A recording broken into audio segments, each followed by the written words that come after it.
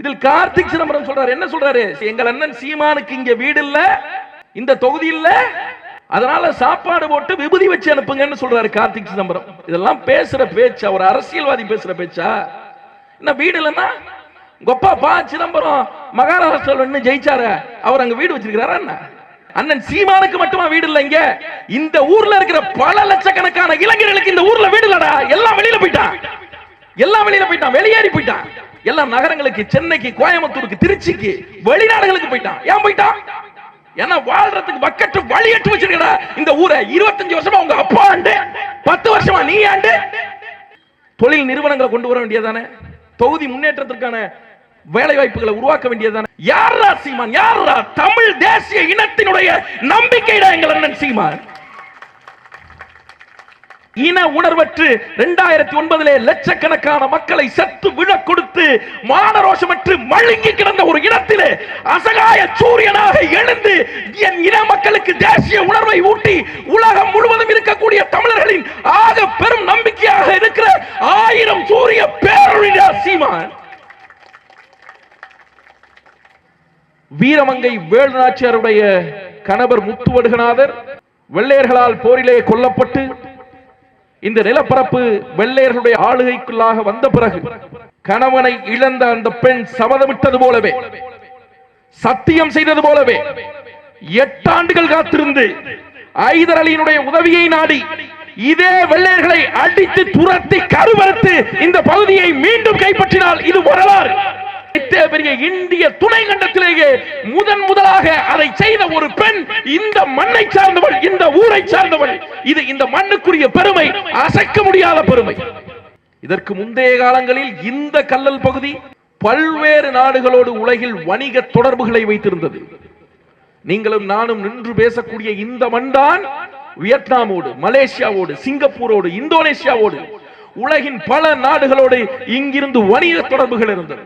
பல்நாட்டு திரவியங்களை இங்கே கொண்டு வந்து மிகப்பெரிய வணிக சாம்ராஜ்யத்தை இந்த கல்லல் பகுதியே நிறுவப்பட்டது, நிறுவினார்கள்.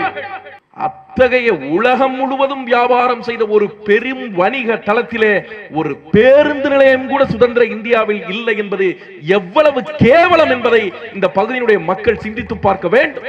1952 சிவகங்கை சட்டமன்ற தொகுதி உருவானது.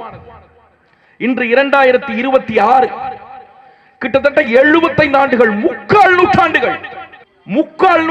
75 ஆண்டுகால சுதந்திர இந்தியாவில் எந்த மண்ணில் முதலாக ஒரு பெண் வெள்ளையர்களுக்கு எதிராக கிளர்ந்தெழுந்து இழந்த பகுதியை மீட்டெடுத்தாலோ அந்த மண்ணிலே ஒரு பெண் கூட இந்த 75 ஆண்டுகளில் சட்டமன்ற உறுப்பினராக இல்லை.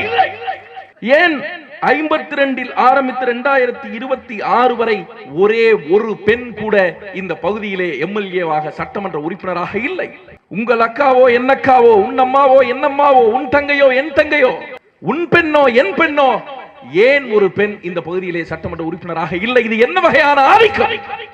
என்ன வகையான ஆதிக்கம்? மதிப்பிற்குரிய பெருமக்களே, வரலாறு எப்போதும் இது போன்ற வாய்ப்புகளை வழங்காது. இழைத்த பிழைகளை சரி செய்து கொள்வதற்காக 2வது முறையாக வரலாறு ஒரு வாய்ப்பை வழங்கி இருக்கிறது. இதுவரை இந்த மண்ணிற்கு வேலு நாச்சியார் என்ற பெண் சிங்கம் ஆண்ட இந்த மண்ணிற்கு ஒரு பெண் சட்டமன்ற உறுப்பினராக வரவில்லை என்ற குறையை போக்குவதற்காகவே என்னுடைய அக்காள் இந்துஜா அவர்கள் இந்த தொகுதியிலே போட்டியிடுகிறார். அவருடைய வெற்றிதான் இந்த தொகுதிக்கு பொருத்தமானது. நான் திருச்சியிலிருந்து வர்றேன். அண்ணன் ரமேஷ் அவர்கள் சொன்னார்கள், கூட்டம் எங்க நடக்குது, நான் வரணும்னு அவர்கிட்ட கேட்டேன் அலைபேசியில. அவர் சொன்னார், பேருந்து நிலையத்தில் நடக்குது, வந்துருங்க அப்படின்னாரு. நானும் இந்த சாலை வழியா 3 தடவை போயிட்டு வந்துட்டேன். எது பேருந்து நிலையம்னு என்னால கண்டுபிடிக்கவே முடியல. என்னடா 80 ஆண்டு கால சுதந்திர இந்தியாவில் உலகம் முழுக்க வணிகம் செய்ய ஒரு நகரத்துல வீரமங்காய் வேலு நாச்சியார் கட்டி ஆண்டு வெள்ளையர்களை அடித்து துரத்திய ஒரு சொர்க்க பூமியில ஒரு பேருந்து நிலையம் இல்லாம ஆட்சி பண்ணிருக்காங்கன்னா இதை விட அயோக்கியத்தனம் ஏதாவது இருக்கா அப்படின்னு நீங்க சிந்திச்சு பார்க்கணும். நேத்து கூட அரக்கோணம்னு ஒரு ஊர்ல கூட்டம் பேசினேன். அந்த ஊர்ல நான் பேசுறதுக்கு பின்னாடி ஒரு அரசு மருத்துவமனை இருந்துச்சு. தமிழ்நாடு முழுக்க அப்படிதான் இருக்கு. இந்த தொகுதியில அந்த அரசு மருத்துவமனை கூட கிடையாது. 12ஆம் வகுப்பு வரை பெண்களுக்கு பள்ளிக்கூடம் கிடையாது. அந்த மருத்துவமனை பத்தி சொல்றாங்க. என்ன சொன்னாங்கன்னா, ஒருத்தவனை காப்பாத்துறதுக்காக மருத்துவமனை கூட்டு போவாங்க.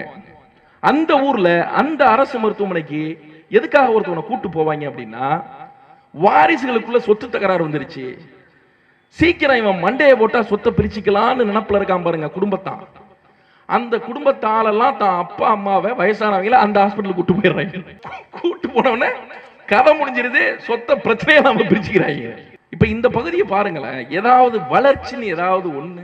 எங்க அக்கா பேசுனாங்களே டாஸ்மாக் பத்தி, எங்க அண்ணன் முத்துக்குமார் அண்ணன் சொன்னாரு, 9 மாத நிறை மாத கர்ப்பிணியா இந்த வழியா வந்தா ஒரு பெண்ணு அந்த வழியில ஏறி போறதுக்குள்ள குழந்தை பிறந்துடும். இந்த பேருந்து நிலையம் அப்படிதான் இருக்கு. குலுங்குற குலுங்குல குழந்தையே பிறந்துடும். ஏங்க இதெல்லாம் அவமானம், வெக்கம், கேவலங்க. ஒரு ஊர்ல சுதந்திர இந்தியாவில் 70-80 வருஷமா பேருந்து நிலையம் கூட ஆண்டவங்க கட்டி கொடுக்கல. இத்தனைக்கும் பேசினவங்க சொன்னது போல இந்தியாவில் மிக உயர்ந்த பதவி, உச்ச பதவிகளில் இருந்தவனெல்லாம் இந்த தொகுதியிலிருந்து இந்த மண்ணிலிருந்து தேர்ந்தெடுக்கப்பட்டவர். என் அண்ணன் ரமேஷ் சொன்னது போல ப. சிதம்பரம் உள்துறை அமைச்சர், நிதியமைச்சர். 1984 இருந்து 2009 வரை எத்தனை வருஷம் நீங்க யோசிச்சு பாருங்க. 94, 2004, 20 வருஷம். அதை தாண்டி ஒரு 5 வருஷம், 25 வருஷம். 25 வருஷம் ப. சிதம்பரம் அவர்கள் இந்த மண்ணிலே இருந்து தேர்ந்தெடுக்கப்பட்டிருக்கிறார். இந்த மண்ணினுடைய மைந்தர் என்று தன்னை சொல்லிக் கொள்கிற நபர் இந்தியாவுடைய உச்சபட்ச அதிகாரம், பிரதமருக்கு அடுத்த நிலை நிதிநிலை, பிரதமருக்கு அடுத்த அமைச்சர் நிதியமைச்சர், உள்துறை அமைச்சர். இவ்வளவு பெரிய பொறுப்புகளில் இருந்தவர்கள், தொடர்ச்சியாக எம்எல்ஏவாக இருக்கிறவர்கள், எம்பியாக இருக்கிறவர்கள், இந்த பகுதியை சார்ந்தவர்கள், அமைச்சராக இருக்கிறாரே பெரிய கருப்பன். அப்படி முக்கியஸ்தர்கள், இந்திய அரசியலிலே ஆதிக்கம் செலுத்தக்கூடிய முக்கியஸ்தர்கள் இந்த பகுதிகளில் இருந்தும் இந்த பகுதி இன்னும் முன்னேறாமலே, ஒரு தொழிற்சாலை கூட இல்லாமல், இந்த பகுதியில் என்ன வேலை வாய்ப்பு இருக்கு? விவசாயம் ஏதோ இருக்கு. அதை தாண்டி இதில் கார்த்திக் சிதம்பரம் சொல்றாரு, என்ன சொல்றாரு? சீமானுக்கு, எங்கள் அண்ணன் சீமானுக்கு இங்க வீடு இல்ல, இந்த தொகுதி இல்ல, அதனால சாப்பாடு போட்டு விபூதி வச்சு அனுப்புங்கன்னு சொல்றாரு கார்த்திக் சிதம்பரம். இதெல்லாம் பேசுற பேச்சா? ஒரு அரசியல்வாதி பேசுற பேச்சா? என்ன வீடு இல்லைன்னா கொப்பா ப. சிதம்பரம் மகாராஷ்டிரால ஜெயிச்சாரு, அவர் அங்க வீடு வச்சிருக்கிறாரா? என்ன அண்ணன் சீமானுக்கு மட்டுமா வீடு இல்ல? இங்க இந்த ஊர்ல இருக்கிற பல லட்சக்கணக்கான இளைஞர்களுக்கு இந்த ஊர்ல வீடு இல்லடா. எல்லாம் வெளியில போயிட்டான், எல்லாம் வெளியில போயிட்டான், வெளியேறி போயிட்டான்.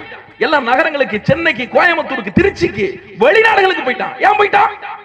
ஏன்னா வாழ்றதுக்கு பக்கெட் வழியட்டு வச்சிருக்கடா இந்த ஊரை. 25 வருஷமா உங்க அப்பா ஆண்டு, 10 வருஷமா நீ ஆண்டு. தொழில் நிறுவனங்களை கொண்டு வர வேண்டியதானே? தொகுதி முன்னேற்றத்திற்கான வேலை வாய்ப்புகளை உருவாக்க வேண்டியதானே? யாரா சீமான்? யாரா தமிழ் தேசிய இனத்தினுடைய நம்பிக்கைடா எங்கள் அண்ணன் சீமான். இன உணர்வற்று 2009 லட்சக்கணக்கான மக்களை செத்து விழ கொடுத்து மானரோஷமற்று மழுங்கி கிடந்த ஒரு இடத்திலே அசகாய சூரியனாக எழுந்து என் இன மக்களுக்கு தேசிய உணர்வை ஊட்டி உலகம் முழுவதும் இருக்கக்கூடிய தமிழர்களின் ஆக பெரும் நம்பிக்கையாக இருக்கிற 1000 சூரிய பேரொழியா சீமான். ஒன்ன மாதிரி சில்லற போய் நினைச்சிய 36 லட்சம் ஓட்டு வாங்கியிருக்கேன் தேர்தலில். 36 லட்சம் ஓட்டு. 36 லட்சம் ஓட்டுல ஒரு ஓட்டுக்கு கூட 1 ரூபாய் காசு கொடுத்தது இல்லடா. சத்தியம் பண்ணி சொல்லுவேன் மக்கள் முன்னாடி. நீ சொல்ல, உன் அப்பாவை சொல்லு, நீ சொல்ல, உங்க திமுக கூட்டணி கட்சி சொல்லு, அதிமுக சொல்லு. நீ ஊழல் செய்யற, லஞ்சம் வாங்குற, நீ கேடு செய்யற, மக்களுக்கும் ஓட்டுக்கு காசு கொடுத்து அவனை நீ செய்யற ஊழல் லஞ்சத்துல பங்குதாரரா, பங்காளியா சேர்த்துக்கிற. இந்த நாட்டை கெடுத்து குட்டிச்சவராக்கி நாசம் பண்ணதே இந்த கட்சிகள் தான். இந்த ஊரை உருப்படாம வச்சிருக்கிறது இந்த கட்சிகள் தான். இந்த ஊரினுடைய இளைஞர்கள், இளம் பெண்கள் சிந்திக்கணும், மகளிர் சிந்திக்கணும். குறிப்பா கொடுக்கக்கூடிய தேர்தல் அறிக்கை பாருங்க. திமுக தேர்தல் அறிக்கை 8000 ரூபாய் கூப்பன், உரிமை தொகை. அதிமுக ஃப்ரிட்ஜ், ஏற்கனவே ஃபேன், மிக்சி, கிரைண்டர். அதுக்கு முன்னாடி டிவி. அவரு தாய் மாமா தங்க மோதிர திட்டம், அண்ணன் சீர்திட்டம். எனக்கு பிரச்சனை என்னன்னா, இவங்க திட்டம் போறது கூட பிரச்சனை இல்லைங்க, இதுக்கு பேர் வைக்கிறாங்க பாருங்க. தாய் மாமன் தங்க மோதிர திட்டம், அண்ணன் சீர்திட்டம், கொழுந்தியால் கோலமாவு திட்டம், ஓப்படியால் உலங்கு ஊர்தி திட்டம், ஒன்னு வீட்டு பங்காளியின் ஓட்டு வீட்டு திட்டம். டே ரஜா, விஜய்லாம் ஒரு வருடத்திற்கு 10 லட்சம் குழந்தை பிறகுது தமிழ்நாட்டில். இது ஆன் ரெக்கார்டு, நீங்க சேர்த்து எடுத்து பார்த்துக்கங்க. 7 லட்சம் கல்யாணம் நடக்குது. ஏண்டா ஒரு குழந்தைக்கு 4 கிராம்னா, ஒரு கல்யாணத்துக்கு 1 பவுன்னா எங்கடா போகுது? ஏண்டா 7 லட்சம் பவுன்டா, கிட்டத்தட்ட ஒரு 5 லட்சம் பவுனு, 13 லட்சம் பவுனை கொடுக்கணும்டா ஒவ்வொரு வருஷமும். 13 லட்சம் பவுனு என்ன விலை விக்குது? சொல்றதுங்க காது தானே, சொல்லு சொல்லு சொல்லு சொல்றது. சிந்திச்சு பாருங்க, இந்த தேர்தல் அறிக்கை எல்லாம் யாரை மையப்படுத்தியது? பெண்களை மையப்படுத்தியது. ஏன் பெண்களுடைய ஓட்டு இந்த திமுக, அதிமுக, காங்கிரஸ், பிஜேபிக்கு வேணும்? ஏன் பெண்களுடைய ஓட்டு வேணும்? தமிழகத்தில், இந்தியாவில் ஆண் வாக்காளர்களை விட பெண் வாக்காளர்கள் தான் அதிகம். தமிழகத்தில் ஆண் வாக்காளர்களை விட பெண் வாக்காளர்கள் 13 லட்சம் அதிகம். பெண் வாக்காளர்கள் தான் வெற்றி தோல்வியை தீர்மானிப்பவர்கள். சிந்திச்சு பாருங்க பெருமக்களே, பெண் வாக்காளர்கள்ட்ட இருந்து ஓட்டை பறிக்கிறதுக்கும் புடுங்கிறதுக்கும் தான் இந்த மாதிரியான திட்டங்கள். இந்த பட்டு புடவெல்லாம் கொடுப்பேன்னு சொல்றாரு விஜய், இதெல்லாம் பெண்களை பெரிய அளவில் கவரக்கூடியது. நான் இந்த பகுதியினுடைய பெண்களிடத்தில் மிக வெளிப்படையாக கேட்கிறேன், உங்களுக்கு தேவை சலுகையா, உங்களுக்கு தேவை அதிகாரமா? அதுதான் ரொம்ப முக்கியமானது. பட்டுப்புடவை கொடுக்கக்கூடியவர்கள், 4 கிராம் பவுன் மோதிரம் கொடுக்கக்கூடியவர்கள், 1 பவுன் மோதிரம் கொடுக்கக்கூடியவர்கள், உரிமை தொகை கொடுக்கக்கூடியவர்கள், ஃப்ரிட்ஜ் கொடுக்கக்கூடியவர்கள், டிவி கொடுக்கக்கூடியவர்கள், மிக்ஸி, ஃபேன், கிரைண்டர் கொடுக்கக்கூடியவர்கள், கூப்பன் கொடுக்கக்கூடியவர்கள், பெண்களுக்கு சரிக்கு சமமான இடங்களை கொடுத்து அவர்களை சட்டமன்ற உறுப்பினர்களாக மாற்றினால் என்ன? மற்ற கட்சிகள் பெண்களுக்கு சலுகை கொடுக்க வேண்டும் என்று நினைக்கிறது, நாம் தமிழர் கட்சி பெண்கள் கைகளிலே அதிகாரத்தை கொடுக்க வேண்டும் என்று நினைக்கிறது. அதனாலே 117க்கு 117 இந்திய ஒன்றிய வரலாற்றிலேயே இது போல ஒரு கட்சி பெண்களுக்கு 50க்கு 50% கொடுத்தது கிடையாது. கொடுத்தது கிடையாது, வரலாற்றில் இது நடந்தது கிடையாது. மற்ற கட்சிகளுக்கெல்லாம் பெண்களை எப்படியாவது மதிமயக்கி, ஆண்களுக்கு குவார்டர் கோழி பிரியாணி, சாராயம், டாஸ்மாக் மாதிரி, பெண்களுக்கு ஃபேன், மிக்ஸி, கிரைண்டர், பட்டு புடவை, தங்க மோதிரம், ரெண்டுக்கும் பெரிய வித்தியாசம் இல்லையே, வித்தியாசம் இல்லை. அதிமுக இந்த பகுதியில் ஆளுது, எம்எல்ஏ அதிமுக எம்எல்ஏ செந்தில்நாதன். அதிமுகங்கிற ஒரு கட்சி, சிந்திச்சு பாருங்க, அது ஒரு கட்சி, அதுக்கு இருக்கிறது ஒரு கொள்கை. உலக வரலாற்றிலேயே காலில் விழுந்து முதலமைச்சர் பதவி வாங்கின ஒரே ஆள் எடப்பாடி பழனிசாமி தான். வெக்கமா இல்ல? நீங்க பிஜேபியோட கூட்டணி வச்சீங்க, தோத்தீங்க. பிஜேபியோட நீ கூட்டணி வைக்க மாட்டோம்னு சொன்னீங்க, நாடாளுமன்ற தேர்தலில் கூட்டணி வைக்காம இருந்தீங்க. இந்த பக்கம் உங்க அமைச்சர் ஜெயக்குமார் சென்னையில் பேசினார். என்ன பேசினார்? நாங்கள் பிஜேபியோடு கூட்டணி வைத்ததால் தான் நாங்கள் தோற்று போனோம். சிறுபான்மை மக்கள் எங்களுக்கு வாக்கு செலுத்தாமல் போனார்கள். காரணம் என்ன? அதிமுக பிஜேபியோடு கூட்டணி வைத்தது. அதனால் தானே நீங்கள் அடுத்து வந்த நாடாளுமன்ற தேர்தலில் கூட்டணியை உடைத்து வெளியேறினீர்கள். இப்ப நாங்க கேட்கிற கேள்வி என்னன்னா, சிறுபான்மையினர் ஓட்டு போடல, உனக்கு பிஜேபியோட கூட்டணி வச்சதுனால தோத்துட்ட நீயே சொன்ன. இப்ப எதுக்கு பிஜேபியோட கூட்டணி வைக்கிற இந்த தேர்தலில்? என்ன காரணம்? கொள்கை தான் காரணம் என்றால், பிஜேபியோட அதிமுக கூட்டணி வைப்பது கொள்கைக்காகத்தான், தமிழகத்தின் நல்லதுக்காகத்தான் என்றால், பாஜகவினுடைய எந்த கொள்கை அதிமுகவிற்கு பிடித்தது? பாஜகவினுடைய எந்த கொள்கை தமிழ்நாட்டிற்கு பொருத்தமானது, சரியானது, நல்லது? மானமுள்ள அதிமுக காரர் இதே இடத்துல மேடை போட்டு இதற்கு பதில் சொல்ல வேண்டும். அப்படி நான் அதற்காக கூட்டணி வைக்கவில்லை, இடங்களுக்காகத்தான் கூட்டணி வைத்தேன் என்றால், பாரதிய ஜனதா கட்சியோடு கூட்டணி வைத்து பாரதிய ஜனதா கட்சி வென்று அவன் உனக்கு இடங்களை பெற்றுக் கொடுத்து திமுகவை வெல்லக்கூடிய அளவில் தான் அதிமுக இருக்கிறதா? பலகீனப்பட்டு போயிருக்கிறதா அதிமுக? அப்படி ஒத்துக்கணும். இல்ல, எனக்கு திமுக வீழ்த்துறது மட்டும்தான் ஒரே வாய்ப்பு, அதுக்காகத்தான் நான் பிஜேபியோட கூட்டணி வச்சேன்னா, நேர் எதிரான கொள்கை கொண்டவர்களோடு நான் கூட்டணி வைத்தேன் திமுகவை வீழ்த்துவதற்கு அப்படின்னா, நாளைக்கு நாம் தமிழர் கட்சி ஆளக்கூடிய உயரத்திற்கு போயிடுச்சுன்னா, நாம் தமிழர் கட்சியை வீழ்த்துவதற்கு இதே அதிமுக திமுகவோட கூட்டணி வைக்குமா? என்னடா, ஒண்ணு கொள்கை இருக்கணும், கோட்பாடு இருக்கணும், நெஞ்சில தெளிவு இருக்கணும், சத்தியம் இருக்கணும், நெஞ்சுறுதி இருக்கணும். திராவிட கட்சிகளுக்கு ஒரு கம்பீரம் இருந்தது ஒரு காலத்துல, அதை ஒண்ணுமில்லாம குப்பையில் தூக்கி போட்டது இந்த அதிமுக. டிடிவி தினகரன் சொன்னாரே, எடப்பாடி பழனிசாமியோடு சேர்வதற்கு பதிலாக நான் தூக்கிலே தொங்குவேன்னு. கயிறு 4 தடவை அனுப்பிட்டோம் அவருக்கு. இன்னும் செய்தி வந்து சேரல, காத்திருக்கோம். சிந்திச்சு பாருங்க, இதெல்லாம் ஒரு கூட்டணிங்க. எதற்காக? நான் உங்களிடத்தில் கேட்கிற கேள்வி, மதிப்பிற்குரிய பெருமக்களே, எதற்காக திமுக அதிமுகவிற்கு நீங்கள் வாக்கு செலுத்த வேண்டும்? 60 ஆண்டு காலமாக அவர்களுக்கு வாக்கு செலுத்துகிறீர்களே, இதுவரை செய்யாத ஒன்றை இந்த 5 ஆண்டு வென்று வந்து செய்து விடுவார் என்று எதை வைத்து நம்புகிறீர்கள்? ஏன் ஓட்டு போடுகிறீர்கள்? நாம் உடைத்து பேசுவோம், வெளிப்படையாக பேசுவோம். மதிப்பிற்குரிய பெருமக்களே, ஒரு நாட்டில் 5 வருஷத்துக்கு எதுக்கு ஒரு முறை தேர்தல் நடக்குது? ஏன் ஒரு நாட்டில் 50 ஆண்டுகளுக்கு ஒரு முறை 100 ஆண்டுகளுக்கு ஒரு முறை தேர்தல் நடக்க கூடாது. ஏன் 5 வருஷத்துக்கு ஒரு தடவை தேர்தல் நடத்தணும்னு அந்த நாட்டினுடைய அரசியலமைப்பு சட்டமும் முடிவு செய்யுது.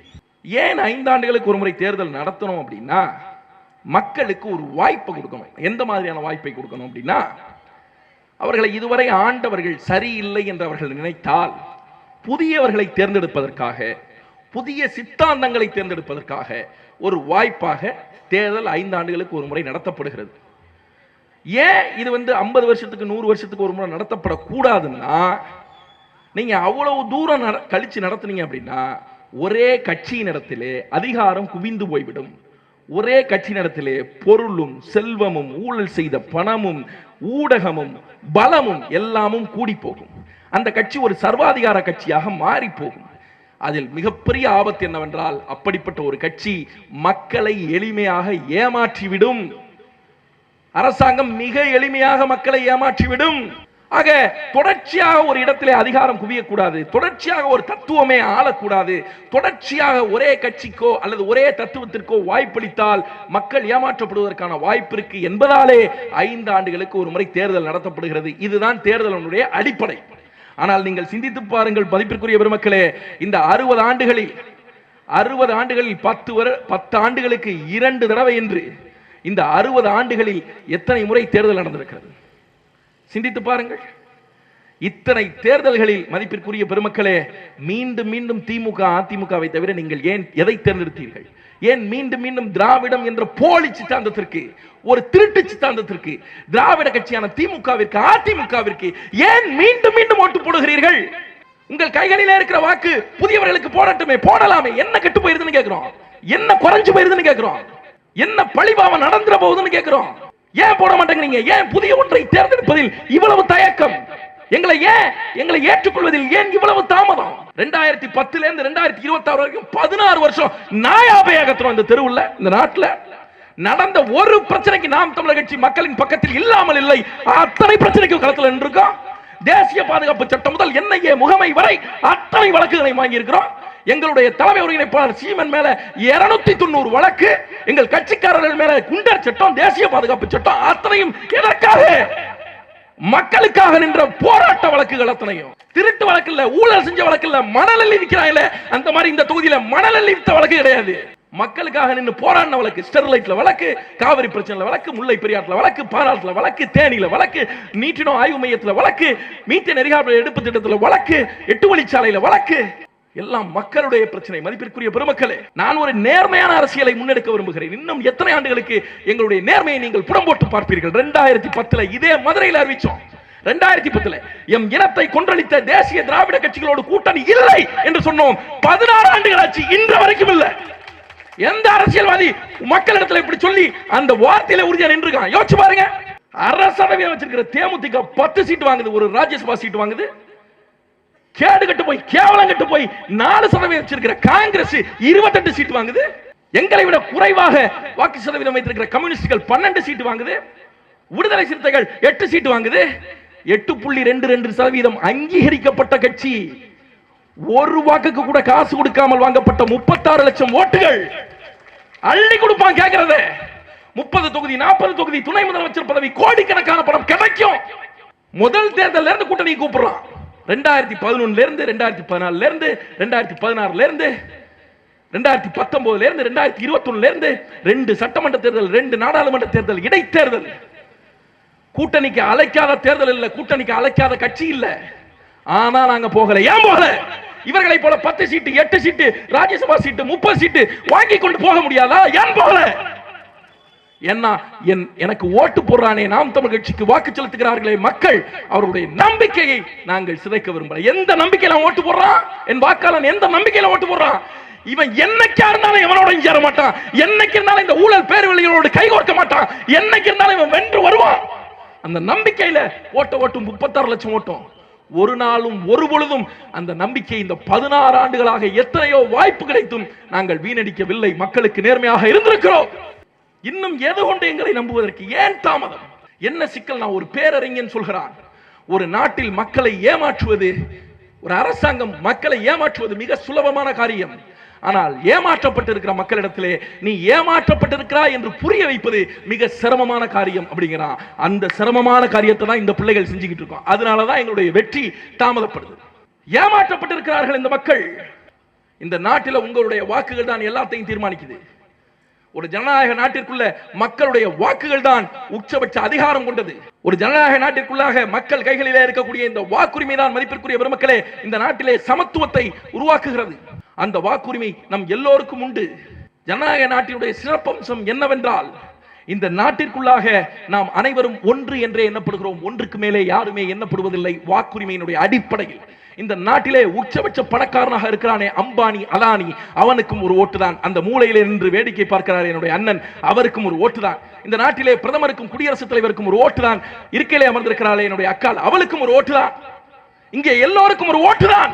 அவன் பணக்காரன் என்பதாலே அவனுக்கு 10 ஓட்டு இல்லை. நாம் ஏழை என்பதாலே நமக்கு ஓட்டே இல்லாமல் இல்லை. எல்லோரும் ஒன்று என்று எண்ணப்படுகிறோம். அதுதான் ஜனநாயகத்துடைய சிறப்பு. இந்த வாக்குதான் மதிப்பிற்குரிய பெருமக்களே உச்சாணி கொம்புக்கு உன்னை போல என்னை போல சாதாரண மனிதனை கொண்டு சென்றது. இந்த வாக்குதான் உச்சாணி கொம்பிலே இருக்கக்கூடிய மனிதர்களை தரத்திரவனை இழுத்து வந்து தெருவிலே குப்பையிலே வீசியது. உங்கள் வாக்கு, உங்கள் பலம்தான் எல்லாவற்றிற்கும் அடிப்படை ஆதார புள்ளி. மதிப்பிற்குரிய பெருமக்களே, காமராஜர் சொல்கிறார், இந்த நாட்டிலே ஆட்சியாளராக இருக்கக்கூடிய நான் பலமானவன் அல்ல, மாறாக 5 வருடம் என்னை ஆள வைப்பதற்கு வாக்குரிமையை வைத்திருக்கிறானே குடிமக்கள், அவன் தான் பலமானவன், அவனுடைய பேராலே ஆட்சி நடக்கிறது என்று சொன்னார். ஐநாவினுடைய மனித உரிமை பிரகடனம் சொல்கிறது, மக்களாட்சி பிரகடனம் 1948 எந்த ஆட்சி மக்களின் ஆணைக்கிணங்க நடக்கிறதோ அந்த ஆட்சி தான் மக்களாட்சி என்று சொல்கிறது. இந்த நிலத்திலே இந்த மண்ணை ஆண்டாரே காமராசர், அந்த காமராசர் நீங்கள் ஓட்டு போடவில்லை என்றால், அவர் முதலமைச்சராக மாறி இருக்கவில்லை என்றால் விருதுநகரிலே மளிகை கடை நடத்தி கொண்டிருந்திருப்பார், ஒரு மளிகை கடைக்காரராக. அவருக்கு பிறகு இந்த மண்ணை ஆண்டாரே அறிஞர் அண்ணாதுரை, அந்த அண்ணாதுரைக்கு நீங்கள் ஓட்டு போடவில்லை என்றால், அண்ணாதுரை முதலமைச்சராக ஆகியிருக்கவில்லை என்றால் கல்லூரியிலே பச்சையப்பன் கல்லூரியிலே ஒரு பொருளாதார பேராசிரியராக இருந்து பணி ஓய்வு பெற்றிருப்பார். அவருக்கு பிறகு ஆண்டாரே கருணாநிதி, கலைஞர் கருணாநிதி தமிழகத்தினுடைய முதலமைச்சராக, கருணாநிதி முதலமைச்சராக ஆகியிருக்கவில்லை என்றால் தமிழ் திரைப்படத்துறையிலே ஒரு வசனகர்த்தாவாக இருந்து செத்து போயிருப்பார். கருணாநிதிக்கு பிறகு ஆண்டாரே எம்ஜிஆர் இந்த நாட்டிலே முதலமைச்சராக ஆகியிருக்கவில்லை என்றால் திரைப்படத்துறையிலே ஜெமினி கணேசன் போல ஒரு நடிகராக இருந்து செத்து போயிருப்பார். அதற்கு பிறகு ஜெயலலிதா ஒரு நடிகையாக இருந்து முதலமைச்சராக ஆகவில்லை என்றால் நடிகையாக இருந்து இறந்து போயிருப்பார். அவருக்கு பிறகு ஆண்டாரே ஓபிஎஸ், ஓ பன்னீர்செல்வம், இந்த நாட்டிலே குருட்டு புனைக்கு கொழுக்கட்டை கிடைத்தது போல அவருக்கெல்லாம் முதலமைச்சர் பதவி 3 முறை. அவரெல்லாம் முதலமைச்சராக ஆகியிருக்கவில்லை என்றால் தேனியிலே டீ கடை நடத்தி கொண்டிருந்திருப்பார். முன்பு ஆண்டாரே எடப்பாடி பழனிசாமி மட்டும் முதலமைச்சராக ஆகியிருக்கவில்லை என்றால், நீங்கள் ஓட்டு போட்டு அவரை எம்எல்ஏவாக தேர்ந்தெடுத்திருக்கவில்லை என்றால் அவர் எடப்பாடியிலே வெள்ளமண்டி நடத்தி கொண்டிருந்திருப்பார். வெள்ளமண்டி நடத்தியவர்கள், டீ கடை நடத்தியவர்கள், பேராசிரியர்கள், நடிகர்கள், கதாசிரியர்கள், மளிகை கடைக்காரர்கள், உன்னை போல என்னை போல சாதாரண இந்த மக்கள் எப்படி நம்மை ஆளக்கூடிய உச்சாணி கொம்புக்கு வந்தார்கள், எப்படி முதலமைச்சராக மாறினார்கள்? உங்களுடைய ஓட்டு. இந்த நாட்டிலே உங்களுடைய வாக்குகள் தான் மனிதர்களுக்கு அதிகாரத்தை கொடுக்கிறது. அந்த வாக்கை நேர்மையானவர்களுக்கு, நல்லவர்களுக்கு செலுத்துங்கள். இந்த நாட்டிலே தேர்தலை நடத்துகிற தேர்தல் ஆணையத்திற்கு எப்படி விதிமுறையும் வழிமுறையும் உண்டோ, இந்த நாட்டிலே தேர்தலில் பங்கெடுக்கக்கூடிய அரசியல் கட்சிகளுக்கு எப்படி விதிமுறையும் வழிமுறையும் உண்டோ, அதுபோலவே வாக்கு செலுத்தக்கூடிய வாக்காளனுக்கும் விதிமுறையும் வழிமுறையும் உண்டு. மதிப்பிற்குரிய பெருமக்களே, பிடித்தவர்கள் என்பதற்காக, பழகிய சின்னம் என்பதற்காக, சாதிக்காரன் என்பதற்காக தயவு செய்து ஓட்டு போடாதீர்கள். அதுதான் ஜனநாயகத்தை சீர்கெடுக்கிற வேலை. வாக்கு என்பது புத்தியின் அடிப்படையிலே, அரசியல் அடிப்படையிலே, தெளிவின் அடிப்படையிலே, தேர்வின் அடிப்படையிலே, திட்டங்கள் அடிப்படையிலே, கட்சி அடிப்படையிலே, வரலாறு அடிப்படையிலே, வேட்பாளர் அடிப்படையிலே, வேட்பாளர் தகுதி அடிப்படையிலே, கடந்த காலத்தில் அவன் செய்த ஊழல் அடிப்படையிலே, மக்களுக்காக வகுக்கப்பட்ட திட்டங்கள் அடிப்படையிலே தேர்வு செய்யப்பட வேண்டும். அதுதான் மிக முறையான மக்களாட்சி, மிக முறையான வாக்குரிமை. நீங்கள் தான் கக்கனை தேர்ந்தெடுத்தீர்கள். கக்கன் இந்த நாட்டிலே லஞ்ச ஒழிப்புத்துறையை கொண்டு வந்தார். நீங்கள் தான் செஞ்சில் பாலாஜியை தேர்ந்தெடுத்தீர்கள். அவர் இந்த நாட்டிலே லஞ்சம் வாங்கினார், ஊழல் செய்தார். தேர்ந்தெடுக்கிற உங்கள் மீது தான் தவறே தவிர மந்திரிமார்கள் மீது தவறல்ல. அவன் கேடு கட்டவன் தான், அயோக்கியன் தான். இந்த மண்ணினுடைய மகத்தான பெருமகன் கண்ணதாசன் தான் சொல்லுவார், அயோக்கியர்களின் கடைசி புகலிடம் அரசியல் என்று எவனோ ஒரு பேரறிஞன் சொன்னான். நான் சொல்வேன், அயோக்கியர்களின் முதல் புகலிடமே அரசியல் தான் என்றார். அதான் சொல்றேன். அதை ஜெயகாந்தன் சொன்னாரு. அரசியல் என்பதே மூளைகளற்ற மந்தைகளுக்காக உருவாக்கப்பட்டதுன்னு. ஜெயகாந்தன் அரசியல் இருந்தார், கண்ணதாசன் அரசியல் இருந்தார். ஏன் இங்கே அரசியல் தவிர்க்க முடியாதது? நாம் அரசியலில் ஈடுபடாமல் இருப்பதாலே இருக்கக்கூடிய மிகப்பெரிய விளைவு என்னவென்றால், நம்மை விட குறைவான அறிவு கொண்டவர்களாலே நாம் ஆளப்படுவோம் என்பதுதான். ஆக மதிப்பிற்குரிய பெருமக்களை, உங்களுடைய வாக்குகள் தான் எல்லாவற்றையும் தீர்மானிக்கிறது.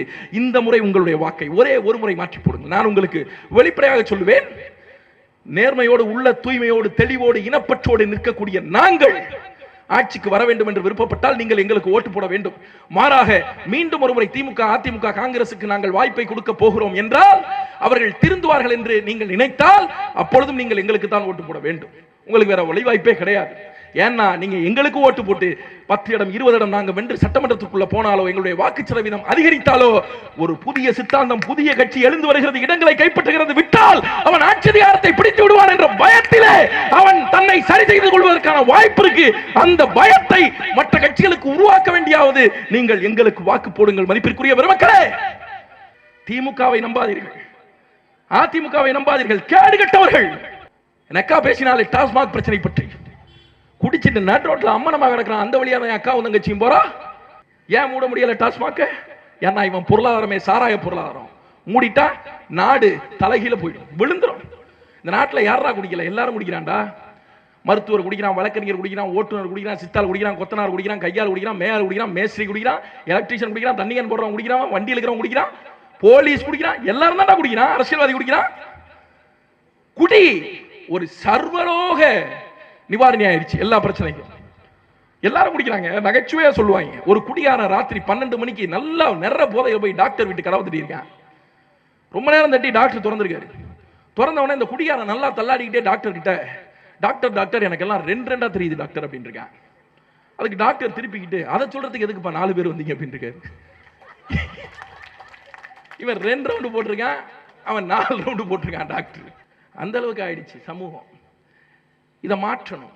இளம் விதவைகள் தமிழ்நாட்டில் தான் அதிகம். இது நான் சொல்லல, கனிமொழி சொன்னது. யார் கனிமொழி? திமுகவினுடைய நாடாளுமன்ற உறுப்பினர், ஸ்டாலினுடைய அன்பு தங்கை. அந்த கனிமொழியுடைய ஆட்சி தான். பாருங்க, அந்த லட்சணத்துல இருக்கு. என்ன சரக்கு அடிக்கிறதுக்கு மருத்துவமனைக்குள்ளே உட்காந்து சரக்கு. நல்ல ஊரு. ஐசியூலயா எவனும் அவசரத்துக்கு கூட திறந்துடக்கூடாதுன்னு ரொம்ப பாதுகாப்பா குடிச்சிருக்கான் உள்ள வச்சு. உள்ள ஏதோ நடக்குதியா அப்படின்னு குடிச்சிருக்கான். இந்த பணம் கொடுக்கும்போது என்ன பண்ணுவாங்கன்னா, ஆம்புலன்ஸ்ல வச்சு ஆம்புலன்ஸ் சைரனை அலற விட்டு பணத்தை கொண்டு போயிட்டு இருப்பாங்க. பார்த்தா போலீஸ்க்குலாம் என்ன தெரியும்னா, ஐயோ ஏதோ அவசரமா உயிருக்கு பயந்து போறாங்க, உள்ள இருக்கிறது என்ன நமக்கு தானே தெரியும். அந்த மாதிரி ஐயோ இவர்களிடத்துல நீங்க மீண்டும் ஆட்சி அதிகாரத்தை கொடுத்து நல்லது நடக்கும்னு எதிர்பார்க்க முடியாது. தயவு செய்து இவர்களிடத்துல கொடுக்காதீங்க. மதிப்பிற்குரிய பெருமக்களே, எவர் ஒருவருக்கும் உண்மையாக இல்லாதவர்கள் இவர்கள். தமிழர்களுக்கு எந்த காலத்திலும் உண்மையாக இல்லாதவர்கள். ஒரு மாற்றத்தை தேர்ந்தெடுப்பதற்கு துணிச்சலோடு இருங்கள். புதியவர்களை தேர்ந்தெடுங்கள். ஒன்னும் கெட்டு போயிடாது. ஒரு தடவை ஓட்டு போட்டு சரியில்லையா தூக்கி குப்பையில போட ஒரு தடவை. ஆனா வெளியிலே வச்சு எங்களை சோதிக்காதீங்க. எங்களுக்காக இல்ல, நான் இன்னும் 10 வருஷம் நான் கத்திட்டு தான் இருப்பேன். நாடு சுடுகாடா போயிடும். அதான் பிரச்சனை. எங்களை வெல்ல வைங்கன்னு கேட்கறதுக்கு, எங்களை வெல்ல வைக்கிறதுக்காக அல்ல. இந்த நாடு சுடுகாடா போறதுக்குள்ள இந்த நாட்டினுடைய ஆட்சி அதிகாரம், எங்களுக்கு இந்த மனிதனுடைய ஆட்சிக்கும் அதிகாரமும் தேவைப்படுகிறது. என் மக்களே, வெளிப்படையா சொல்றேன், தேவைப்படுது. எதற்காக? எங்கள் மக்களின் நல்வாழ்விற்காக எங்களுக்கு இது தேவைப்படுகிறது. கொள்ளடிக்கல, கொலை செய்யல, ஊழல் செய்யல. ஒரு வரலாற்று வாய்ப்பு இந்த சிவகங்கை சட்டமன்ற தொகுதியினுடைய மக்களுக்கு, என் அண்ணன் தம்பிகளுக்கு, என் தாய்மாமன்களுக்கு, என் சித்தப்பன் பெரியப்பன்களுக்கு ஒரு வாய்ப்பு. இந்த தொகுதியில 75 வருஷத்துல ஒரு பெண் கூட எம்எல்ஏவா வந்ததில்லை. அந்த குறைய இந்த முறை இந்த தொகுதியினுடைய மக்கள் போக்குவார்கள், பெண்கள் போக்குவார்கள் என்று நாங்கள் உறுதியாக நம்புகிறோம். இந்த கட்சிகளுக்கு ஓட்டு போட்டு பார்த்து சலித்தாகிவிட்டது. புதிய ஒன்றை தேர்ந்தெடுப்புக்கு தயாராக இருங்கள். மதிப்பிற்குரிய பெருமக்களே, நாங்கள் சத்தியமிட்டு சொல்கிறோம், இறுதி வரை இந்த மண்ணுக்கும் மக்களுக்கும் நேர்மையாக உண்மையாக இருப்போம். இதுவரை இருந்திருக்கிறோம். எங்கள் கண்களிலே கடைசி ஒளி மறைகிற வரை, எங்கள் நாசி கடைசி மூச்சு காற்றை உள்ளிழுக்கிற வரை, எங்கள் இதயம் கடைசி முறை துடிக்கிற வரை, எங்கள் உடலிலே கடைசி சொட்டு ரத்தமும் இந்த நிலத்திலே விழுகிற வரை இந்த மண்ணுக்கும் மக்களுக்குமாக சீமான் தம்பிகளும் உண்மையாக இருப்போம். இது எங்கள் தேசிய தலைவர் பிரபாகரன் மீது சத்தியம். கட்டாயமாக விவசாய சின்னத்திலே, ஏர்கலப்பை விவசாய சின்னத்திலே எங்களுடைய அக்கா இந்துஜா அவர்களுக்கு உங்களுடைய மதிப்பு மிக்க வாக்கை செலுத்துங்கள். உங்கள் வாக்குகள் அர்த்தப்படட்டும். உங்கள் வாக்குகளுக்கு பொருள் வந்து சேரட்டும். உங்கள் வாக்குகள் ஒரு புதிய வரலாற்றை உருவாக்கட்டும். உங்கள் வாக்குகளை எங்கள் அக்காவிற்கு கொடுங்கள். நாம் ஒரு புது சரித்திரம் படைப்போம். விவசாயி சின்னத்திலே வாக்களியுங்கள். நன்றி, வணக்கம். நாம் தமிழர்.